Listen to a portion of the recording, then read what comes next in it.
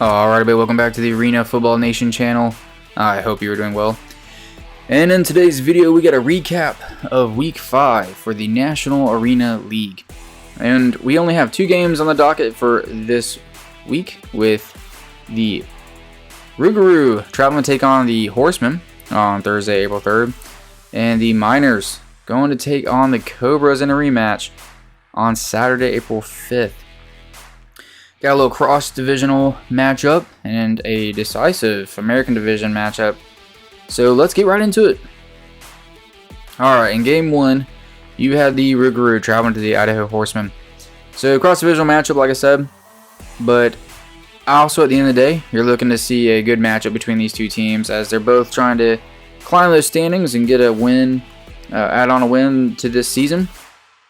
I know Idaho has a pretty solid home field advantage usually in their history, but with some better competition, we'll see if it still stands. And then Rugaroo, obviously a new team in the league this year, so they're looking to keep making noise and accumulate those wins and show that they are a team to be competitive this season. And at the end of the day, final score for this one, Idaho did hold off the Rugaroo, and it was a pretty good arena football game. You had a big score with Idaho winning 50-40 against the Rugaroo. And I wish I could say more about the game, but this game was one of the ones that the stream was absolutely so terrible I could barely watch any of it, and I just ended up turning it off and going to another game. I think a rerun from another game. So I don't know what else to say. It was ridiculous. You had people in the comments just trashing them. It was just almost impossible to watch. It kept buffering. You had so many issues. And you gotta do better. Gotta do better, Horsemen. Like I said, they're one of the teams that didn't have such a great streaming experience last year, and it just got worse this year, it feels like, as this was their home opener. And it was, you could not hear the announcer, really. And it's just a single camera panning left to right. So, in all honesty, it was just really hard to watch the game. Ended up not even but watching maybe one quarter, and I turned it off. But it looks like it was a great game, 50-40. Idaho scoring a lot of points there, getting that home over to win. So that's big for them. And Rugaroo looked like had a lot of fight in the game, scoring 40. So, yeah, not much else I can say about the game. That was just absolutely ridiculous. Gotta do better, Idaho Horsemen. That's what I'm saying.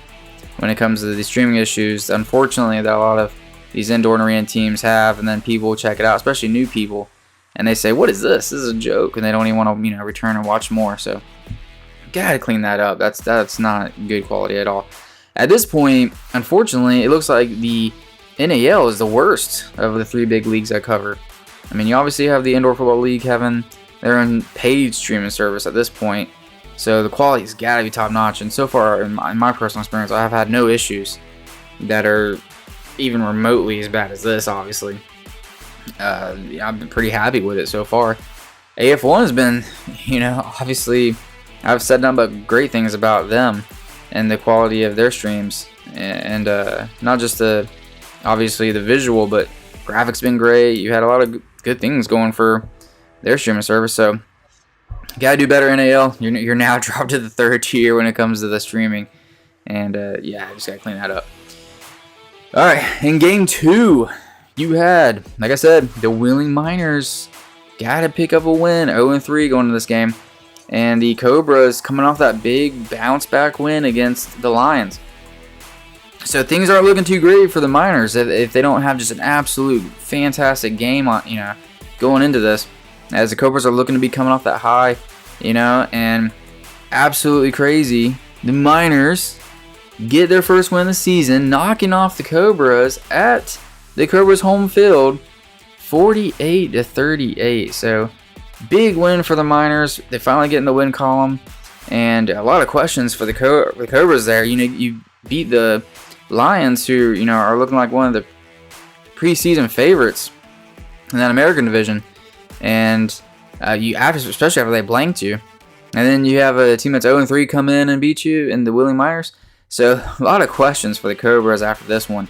I don't want to say they sleptwalk through it, but Man, it looked like they just got home from the beach or something. They were just spent. So maybe it was just they just had nothing left in the tank after that Lions game, because obviously they were a tough opponent and it was a high emotional and stressful game. But man, good for the Miners to finally get that win. Coach Rez isn't going to come to that arena and lose twice. They're going to get that bad taste out of their mouth, and they're going to want some revenge and to get that first W of the season for sure.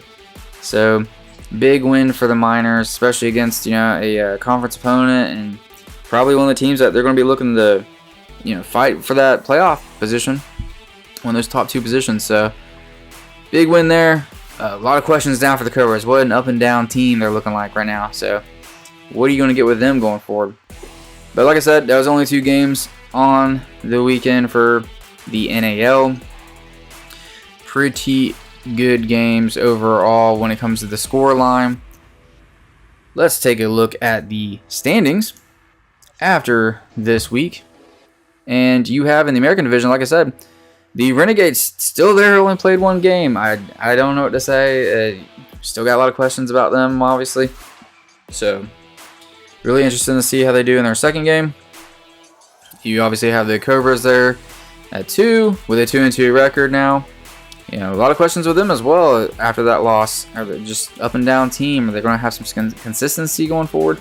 Like I said, we're almost halfway through the season, so we need to start coming through with some of these games. They're going to get pretty tough here down the line.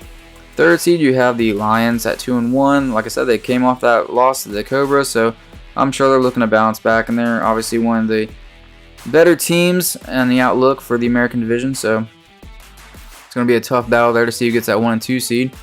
Rugaroo 1 and 2. They come off that loss to Idaho. Long drive, or I should say flight. I assume they flew. So they're looking obviously to bounce back from that. And then obviously the Miners got their first win of the season. They're now 1 and 3. And it's obviously not too late for them to make a push for one of those playoff positions. So really interesting to see how they build off the momentum from this win against the Cobras going forward. In the National Division, you had obviously the Omaha Beef still in the top 1 seed. No one's knocked them off yet. 3-0. Sioux City right behind them, like usual, 2-1 with their record.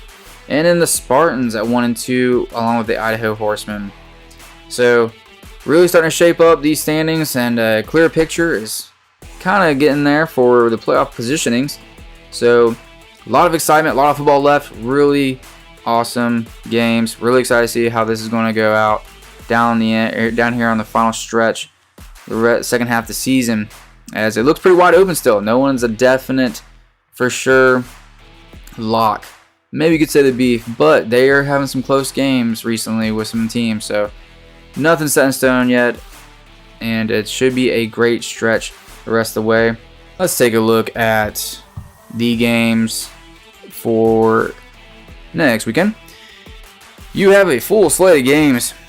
Unfortunately, none of them are league games, but we do have 4 for you for next week. You have the Carolina Cobras traveling to the Idaho Horsemen Thursday, April 10th. Little Thursday action. And what's interesting about this one is the last time these 2 teams played with the Cobras visiting Idaho, they put on a show, and it came down to who had the ball last or who made the first mistake. The final contest for that scoreline was 51-49 going to the Cobras. And like I said, the Cobras are one out of only 5 teams to beat the Horsemen at home in 5 seasons. So Idaho does consistently or historically have some pretty good home field advantage. But it was a shootout and a really good game last time the Cobras traveled to the Horsemen. So looking to see another great game and a little bit more exposure for the Horsemen there. Hopefully they fix that streaming quality, as it was really rough this past game. Then you got the Rugaroo at home hosting the Louisville Savage. It's a non-conference game.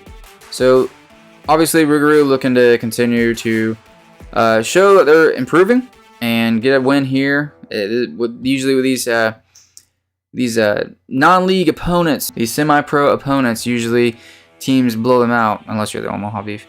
But yeah, looking to see the Rugaroo continue to get better and improve going forward with this matchup.